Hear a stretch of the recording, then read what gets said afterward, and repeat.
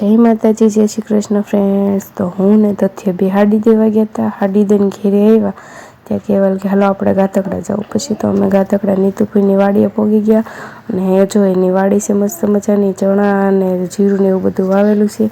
અને અમે બધા અહીંયા બેસી ગયા હતા હેઠા જો, અને તથ્યભાઈને ધૂળમાં રમવાની બહુ મજા આવતી હતી।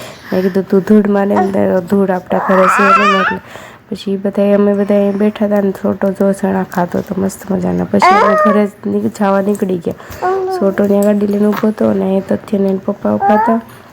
અશ્વિની મા દીકરો ગાડીમાં હતા ને અમે બે મા દીકરો ગાડીમાં બેસતા હતા। ત્યાં તો અમે પહોંચી ગયા ગાતકડા ગામમાં।